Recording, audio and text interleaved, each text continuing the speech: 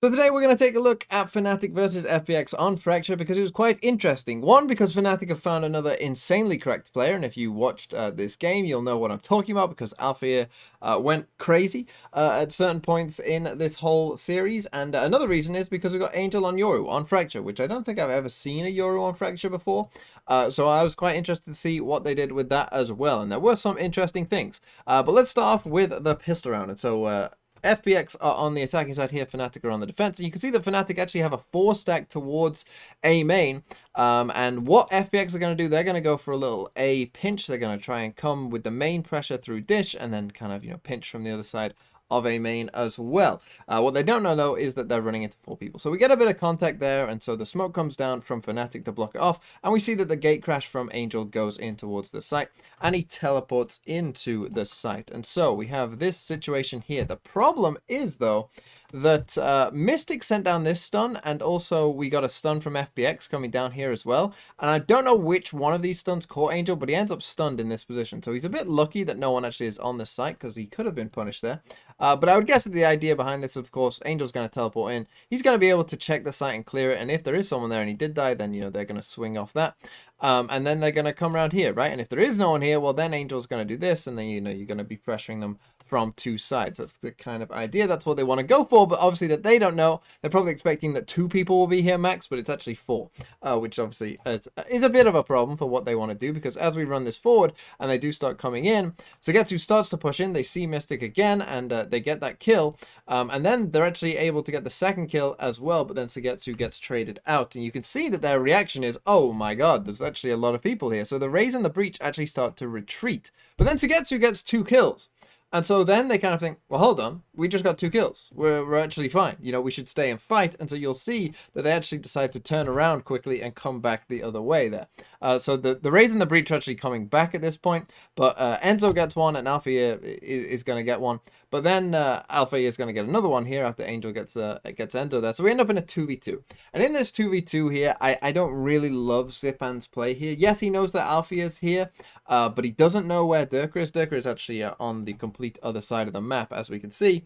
But he doesn't know that, right? Durka could, in theory, be right here as well. There's no reason why this necessarily couldn't have even been a 5-stack going together. So, I don't love this peek from Zipan, and Alfia was just going crazy in this game, and so he dies anyway to that. And then Alfia, I think, is going to play this decently well. He is just waiting for Durka at this point to come around the map. He's just jump peeking, he's just spotting there. He sees where Ardis is. He sees that he's on top of the site, and so he waits for Durka. Well, he waits a bit for Durka. He does get a bit impatient here because he throws in the nade and does get that 4th kill as well. And this was just kind of how it went for him. The dude is absolutely cracked. He is absolutely insane, and he very much showed that in this map, and it was a very good start for him, and a win for Fnatic on this pistol. And now let's come to round 4, and this is an absurdly cool, crazy round, and you'll see what I mean. So we're going to get a pinch here from Fnatic towards the north side of the map. The Chamber and the Astra are going to go this way, and the Breach and the Raze are going to come this way, okay? But we actually start off with some pressure from FPX. They actually Breach stun down here first, to let Fnatic know that there are people there, and you'll see their reaction. So after getting stunned a bit here to start off with the Raze here, you can see they start to go in with their own. They send in their own stun. They've got the boombot down here. They're going to send in a flash there. They're going to send in the Raze nade as well. And so it pushes them all back, right? And obviously the pressure is coming from this way. So all of FPX's attention is directed this way. And so they start getting flashed. And then look at this. Look at this. They're huddled in this little corner. We're actually going to get an aftershock down here as well, just as these two are swinging, because of course all the focus is on that position. These two have just ran up. But then Ardis is able to get one. But will be traded out as well. So we end up in this 4v2, okay? But what is about to happen is pretty absurd, because Angel's going to catch Boaster, getting a bit greedy, going for a different gun here as he walks around. So Angel's able to get kind of one for free, and then he sees that, oh, there's a lot more people there. Obviously, the spike is there as well. You can see it on the ground. So he sends in this flash. This on the fly from FPX is really, really good. Angel's just kind of delaying here a bit, trading a few bullets back and forth because he's waiting for the Astra to come with him. But then watch this idea that they come up with on the fly. They do this little sort of one-way smoke, like a kind of, interesting little smoke to do, and they send out the gate crash, and they fake it, okay? So the Breach stun comes out. They fake this gate crash, and look at this. Mystic just goes looking at it. He thinks it's real, right? Because of this smoke. It's absolutely genius from FPX, and they get rewarded with that kill. So now we're in a 2v2. We send out another gate crash, but now Angel has his ult. So now he just ults and picks up the spike. And he's just able to pick up the spike, run away, and, you know, now they have just a free plant, essentially. They just pick it up, and away they go. And so they're just able to go and get the spike down. But what's about to happen is even crazier, because as they're getting the spike down, look at this. This is a Yoru fake clone that's been sitting there since the very start of the round that Angel just didn't use. And that's going to come in, well, pretty big, I think. It's going to be funny at the very least. Because as Fnatic are coming in onto the bomb site here, they're going to use this snake bite to stop anyone from coming towards tower. And as they start to come in onto the site, they are actually going to get a kill. But away goes that fake footsteps. And obviously they shoot it thinking it's real. But not only do they shoot it thinking it's real, that they must think at this point that Angel, I mean, they you know, ping it as well. They must think that Angel is down there. Right? They can't have thought for any second that Angel would be doing that setup from the beginning of the round. Like, he has to be there with it. So they start tagging the spike. You see Alfie is, you know, looking that way completely. And Enzo is actually able to win this other fight with Xiao. But Angel's able to get that kill. Alfia has no idea what's going on. The time is obviously ticking down at this point because they didn't know where that Yoru was running off to. And so even though it does get to halfway, Enzo ends up winning this fight, but too much time has elapsed. And this was a great little Yoru round, but a really nice start to the round from Fnatic as well. It was crazy. It was insane. And I loved it. And now let's come to round 6. And in this round, Fnatic are on a save. They do have the chamber ult, but other than that, you know, it's not looking too pretty, but they are going to win this round. And it starts off like this. Well, we're actually down to 52 seconds. Not much has happened to this point. FPX have kind of just been waiting for maybe a push, which you do see on Fracture when eco rounds on the defensive side. That happens quite a lot. So they just waited for a push. It didn't come. And so we get the Yoru fake footsteps going in towards A main first. And Durka does actually shoot it and realizes it's a fake. And he's going to put down a chamber trap. But actually the play is going to come towards B, and we have to watch this because this is just absurdly good. So this gate crash here is going to end up towards tower, and they use this a lot, okay? But here's the thing. He is going to gate crash in here, and he's going to send in this flash as well. But the crucial point is that we've actually got this breach stun in here. There's going to be breach stun, Raze nade into this side of tower, Yoru TP back here. The Raze obviously is going to be stunned, running back this way, straight into the Yoru. This is an amazing kill. This is an amazing little setup from FPX, and I absolutely love it. But they are still going to lose this round, even after this first amazing kill and kind of, you know, getting in onto the site. There it goes. So you can see the Raze nade. You can see that this Raze is stunned, and Angel gets the freest kill of his life. But now we have to take our attention to Smoke Criminal Boaster, because Boaster is just going to sit in, well, one, the Viper Orb, but then the Astra as well, because as FPX are kind of, you know, coming in onto the site here, you know, they think it's all clear and free, and they think, you know, here we are. Boaster obviously is just sitting in here, just kind of on his own. Now, first off, actually, Angel is going to die to the chamber ult here. That's going to be the first kill that goes down, just there. And then Boaster, they start tapping the spike at that moment, so he's now turning out of the smoke, and he's just going to sneak out and kill Artist as well. And then just goes straight back and just disappears into the shadows again. And he only has a frenzy, but that's really all you need when you're playing this close up. And the thing is, look at the time now. The time has elapsed. You know, they'd waited for that push early on, and now it's coming back to cost them because they don't have any time. So Xiao just has to kind of run in, and he also dies to the frenzy, and now we're in a pretty bad situation. They're able to get the next 2 kills, but then Mystic is able to trade out another one. So we're in a 2v1, and they have the breach ult. And so this is pretty much unwinnable, because if you try and plant the spike with a breach ult, you just get thrown up into the air, and you can't plant. So Boaster's able to get that last kill on Zipan as well. Really well played by Boaster there, you know, just hiding in that smoke with his frenzy. But that first kill as well was really, really well thought out. And that TP into tower is something that FPX used a lot and found quite a lot of success with. And I think with that breach stun coming in as well, that it's quite a really powerful little tool they have. And now let's come to round number 8, and what's going to happen here is we're going to get a bit of a change of pace from FPX. They're going to go pretty fast with this. They're going to get the breach stun down here. They're going to Astra Suck down here. The Raze is going to satchel in fast. They're going to try and punish anyone that was playing here. Unfortunately for them, as we know, it's a chamber, so Durka is just going to teleport away.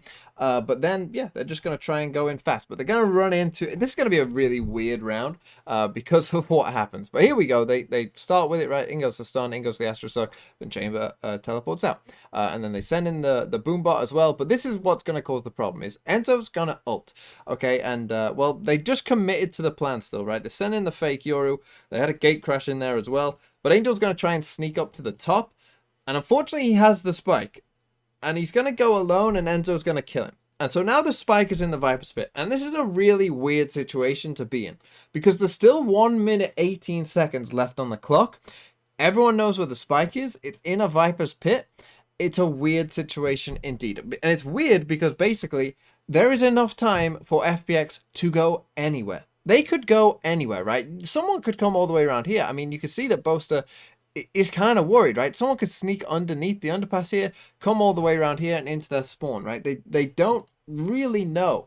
Like, so even though you would think spikes in a Viper's Pit, this is unlosable, it's such a weird round because there's so much time left that really FPX have enough time to do whatever they still want and, you know, look to play for kills. And it's very difficult, I think, for Fnatic to think about, do we try and just all get to the spike? Do we, like, you know, what do we defend exactly? Do we just stay where we are, but the spike's over on A and we all know that? Like, what exactly should we do? It's a weird situation for them.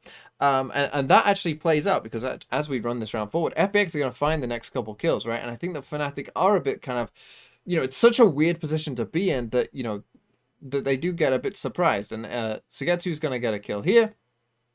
He gets the first one, and they're going to find another one here with Xiao looking at that. And you can see, like, these Fnatic players, they're kind of peeking, like, the angles that they think people might be in, but they're not really ready for those fights because they don't know if anyone is there. And so they actually end up in a 4v3. But then as we keep running this forward, and we'll stick with the map, we got this pressure towards Dish. We got this fight here. And by the way, this is another Althea round where he's just going to go crazy. But you can see now FPX don't know exactly where the rest of Fnatic are. And so you can see the next kill is actually going to come on Artis right here from Boaster. But whilst that's happened, what they've decided to do is they sent in the Raze ult to the Viper's Pit and actually found Enzo as well. So the Viper's Pit is now down, normality has resumed, but Althea is just going to win this round for Fnatic because he's going to get this first kill here on Sugetsu, even with a Spectre, so he didn't even have a better weapon, but he finds that kill. We end up in a 2v2 and the spike is going down. Normality has come back. Zipon's going to throw that nade and Althea just hits him. You know, he just sees exactly where the nade's coming from and he just pings him on the head straight away. And then he throws in this nade. Xiao's going to swing out and find Boaster, but Althea again, a great little trade straight away. You know, he's ready to make that trade. I mean, he did literally win them this round on his own. But yeah, very, very weird round. Could have gone in a lot of different ways. You know, there are a couple of rounds like this every so often that you see where it's kind of like a who sees who first kind of round because everything's kind of gone a bit crazy. No one knows where anyone is. So it just kind of becomes a bit of, you know, who happens to peek into who first. Well, Fnatic, thankfully, they have this 16-year-old who's insane, and he was able to kind of, you know, clutch this round for them and get them to 6-2. And now let's come to round number 15, and what is going to happen here is we're going to see an A hit actually from Fnatic. You can see they've already got the dish control. There's 42 seconds left, and these two players are going to come to A as well. But we have Boaster here, right? And this is the power of Astra is what we're going to see in this initial bit of the round, because Boaster's able obviously to put his smokes down and whatever and help the team over here while still being very far away. And here's the thing, I think that this is something that, you know, you don't see too much of. They actually breach out onto the site. They actually catch their own Raze though, so it gets a bit delayed there. But going back to Astra, something that I think, as you see Boaster's going to get this kill here, something that I don't think you often see and teams forget about is because this doesn't happen a lot anymore, because Astra isn't that common anymore, that doesn't happen to many teams anymore. Whereas before they would have definitely expected it when Astra was meta. I think the same is true of Omen as well, where now you see a lot of people check these corners that Omen commonly teleports into. You know, these little like higher angles or whatever. People check those now. But back when Omen first started coming back into the meta, no one checked those angles and everyone was caught off guard by it for a while. But now everyone knows and is aware of it again, that it keeps happening. And this kind of thing though, with the Astra, with that kind of backstab being very far away from the team, obviously a lot of teams play Brim on this map where you can't do that. I think that, you know, you will always get a bit of an advantage, you know, doing things like that when you pick something that is maybe a bit more off meta, and I think that was a good example of it. But then let's talk about the crossfire that Fnatic have set up. So they get in onto the site after the breach ult. They get the spike down here with the breach, and you have this very common crossfire where the breach and the chamber are just looking at each other. Obviously, if anyone pushes forward, you have to check both angles. That's something that pretty much every team, anytime the spike goes down where the breach is here, every team will do. But they have another layer to it, and that's Alfia here, who's this kind of third layer, right? Because you know that the breach is here because the spike has just gone down. You're almost certain that there's going to be someone there as well. And so I think that these FPX players, they get very preoccupied with that, and that's going to give Alfia a free kill because he can just swing out off their contact, and no one is thinking about that, right? Because this third layer to it often isn't there. And so I think that that's why it's so kind of powerful. And you'll see what I mean, because Alfia is actually going to drop down. There's no way that they don't hear him drop down there, right? But the fights start to come in just as he does. And so Durka's able to get one because he's Durka. But they actually are able to kill the breach here, FPX. But you can see Zipan, you know, he's looking at Durka. He has just completely unaware that anyone could be here, right? Like Xiao's just finished off that kill. Zipan's ready for the swing off this way, but he's not ready for Alfia at all, right? And so Alfia is able to get that kill.